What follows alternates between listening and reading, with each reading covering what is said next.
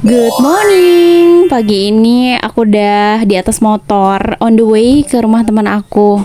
Oh ya, by the way, ini vlog awal bulan lalu kalau nggak salah, baru sempet aku edit. Ini kondisinya masih pagi-pagi tapi mataharinya udah seterang itu dan udah kerasa panasnya. Dan ini sepanjang jalan aku teleponan, juga kadang video call sama teman aku karena aku nggak tahu arahnya kemana. Bahkan pas awal-awal berangkat tuh aku tersesat ya pemirsa, dan harus balik lagi ke jalan utama. Dulu pernah main ke rumah dia waktu zaman sekolah, tapi kan itu naik angkot dan kita nggak perlu tahu rumahnya di mana, tinggal bilang aja Mang berhenti di anu gitu kan. Dan akhirnya kita sampai juga. Lihat dia dadah dong dari atas pohon. Oh my god. By the way, kalau nggak salah kita ada hampir 1 tahun udah nggak ketemu, dan sekarang ketemu lagi. Oh ya, aku ke rumah dia ini ada agenda penting yang mau dikerjakan. Rumah dia tuh bukan di hutan, di pinggir jalan, tapi menurut aku tempatnya tuh cozy banget. Itu tadi di belakang rumahnya ada balong, dalamnya ada ikan lele kalau nggak salah. Nah, ini kita masuk dari dapur. Lihat deh, dapurnya rapi banget kan? Aku suka banget. Ada meja makan juga, dan ini dia teras studio mini punya Mita yang mau aku kunjungin. Inilah alasannya aku main ke rumah Mita. Aku pengen lihat studio mininya dan sekalian belajar mesin portable. Lihat deh, dia punya mesin obras juga loh. Meski tempatnya kecil, tapi barang di dalamnya banyak. Kita berdua tuh udah temenan dari SMK, jadi kita dulu satu jurusan. Tentunya satu kelas juga selama 3 tahun tuh bareng-bareng. Sekarang aku mau siap-siap dulu, ganti celana supaya nyaman karena kita mau ngerjain project. Jadi aku tuh punya bahan sekitar 3 meteran yang mau aku bikin rok. Aku beli bahan ini tuh sebenarnya udah dari lama, tapi baru bisa dan punya waktu ke rumah Mitanya sekarang. Tara, aku udah ready, udah ganti celana, dan ini aku keluarin bahan yang aku punya buat kasih lihat ke Mita. Ini tuh bahannya katun. Terus Mita nanya, belinya di mana? Dan aku jawab, oh ini ex order dari kantor. Terus dia bilang, ih kok kamu nggak nawarin aku sih? Aku kan nggak tahu ya kalau dia mau. Terus dia berpesan, kalau misalnya nanti ada lagi WA aku ya. Nah, aku kasih tunjuk juga ke dia model rok kayak gimana sih yang aku pengen. Aku tunjukin, aku bawa contohnya.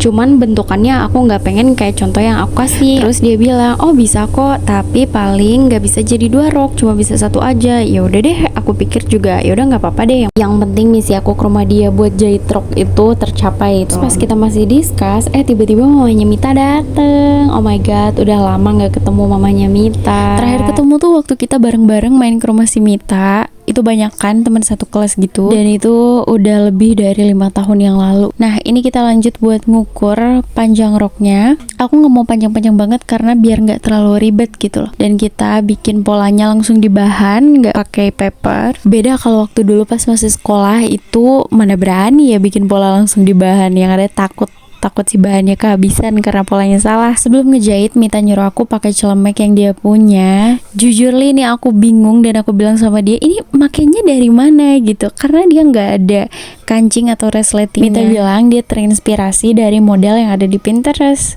Lucu juga sih, cuman beneran aku masih bingung. Sampai akhirnya setelah aku pahami, baru aku coba pakai. Dari bawah nggak bisa, dan oke lah aku pakai dari atas sesuai instruksi dari Mita. Jujur aku agak takjub sendiri karena ini lucu sekali. Ada sakunya juga di samping. Sampai aku keliling-keliling, lihatlah udah berasa punya baju baru ya guys. Terus aku bilang ke Mita, kenapa kamu nggak bro di depan studio jahit Mita gitu. Terus dia bilang, enggak, itu harus ngeluarin duit lagi.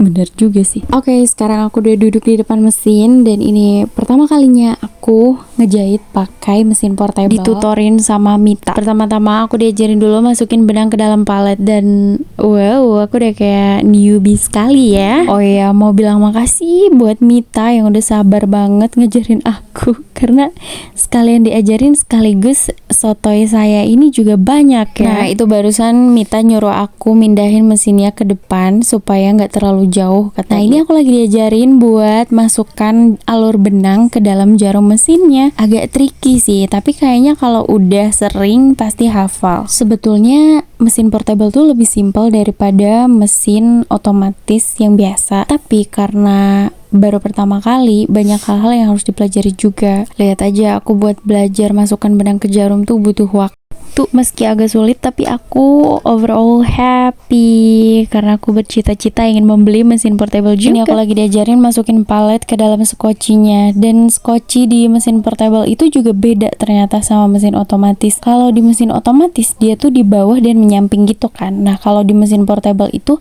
dia langsung di bawah si jarumnya itu, dan letaknya juga tentu berbeda. Kalau di mesin otomatis listrik biasa itu letaknya di bawah mesin dan menyamping. Nah kalau di mesin portable dia itu letaknya di atas. Sambil dijelasin sama Mita buat komponen-komponen yang lainnya, untuk ngebartek, untuk ngezigzag, nggak bisa sih ngezigzag maksudnya buat ngebartek, dan juga buat mutusin benangnya itu sama dia dijelasin semua. Yang aku senengin dari pertemanan kita itu adalah kita udah lama nggak ketemu dan nggak ngobrol secara langsung, tapi pas kita ketemu itu nggak ada yang berubah gitu loh, and I'm so happy with that. Oke, sekarang aku udah mulai ngejahit. Sebenarnya ini tuh roknya super duper simple banget. Ini aku lagi start buat jahit klim bawahnya dulu, yang tentunya tidak lepas dari himbauan Cik Gumita. Oh ya, ini kita break time, ngemil dulu sebentar karena capek ternyata ngomong terus ya. Oh iya, tadi juga langsung jahit si tali yang ada di pinggangnya jadi sekaligus, dan ini udah mau beres. Tak disangka panjang juga ternyata ya.